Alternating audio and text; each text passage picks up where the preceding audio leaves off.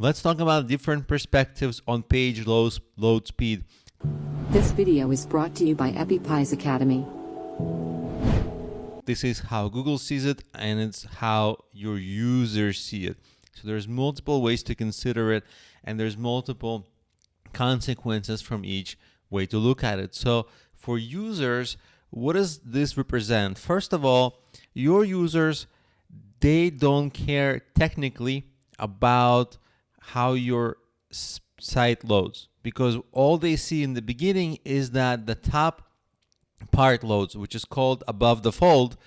That's the load speed that they first start working with, and they start reading. And before they scroll, they get a couple of extra seconds before everything else on your site loads. So for the users, the experience is a little different. And as long as it only takes a second or two or three, that's really what you should aim for your top of the fold to render. Then your user engagement dramatically increases. And that directly for you means that they do more on your site, they browse more, less of them quit your site, less of them get frustrated, and it translates directly to whatever you need your visitors to do. For most people, it's sales in some form, or they contact you.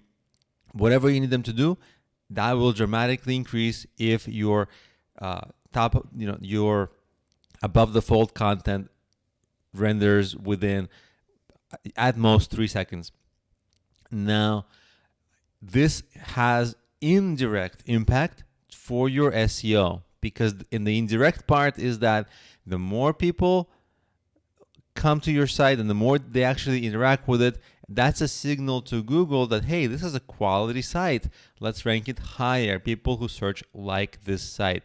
But your user engagement is only an indirect metric for SEO. For Google, what they care about and what has direct impact on your SEO is their technical measurement from, there are technical instances of like starting with your network speed to when your browser first starts rendering to the very end of your browser starting to render, and the difference between starting to render and the ending to render.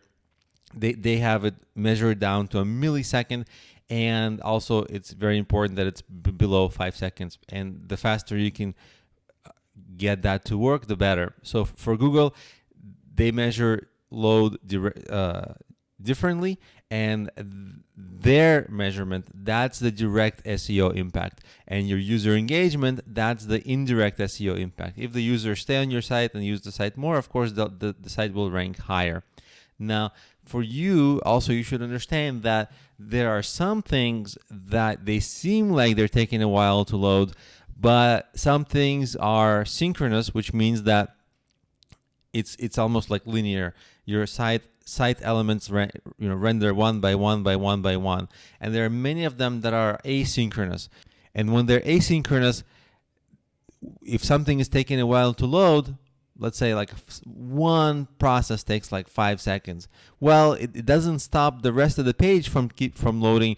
So that 5-second process doesn't really impact the load speed, because maybe the rest of the page takes also 5 seconds. So it doesn't really matter. So the differences in items loading, if synchronous loading versus asynchronous loading also impacts your overall load speed. This is getting a little technical.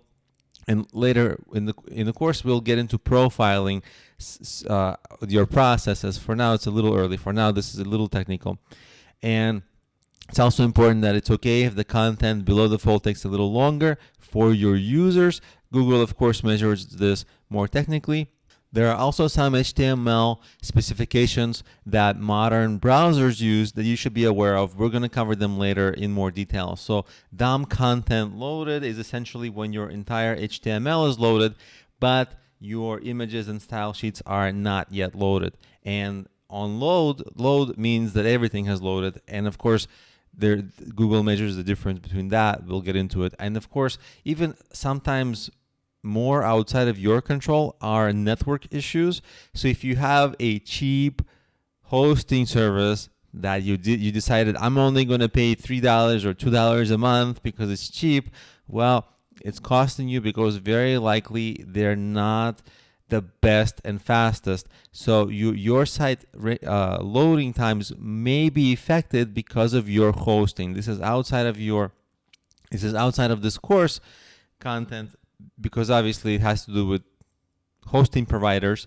But this also can be an issue for you, and it's something you cannot fix with your website. It's just something that you maybe have to buy a more advanced package from your hosting provider, something that will ensure that you just get more resources from your hosting provider so your site can load quicker. That's something that's very easy to fix. What I would recommend that you do is you directly email your support of your hosting and ask them if there's an option for getting a different hosting package, maybe an upgrade to your hosting, to see if you can have your site load faster. And they can tell you what you can buy extra to maybe increase your site load speed, and that's a very easy win. I mean, you have to pay more probably, but you don't have to do almost anything, and it's pretty quick, and your site might be loading much faster just from buying better hosting. So these are the considerations, and let's just move forward in the course, and we'll get into more of these issues in more detail.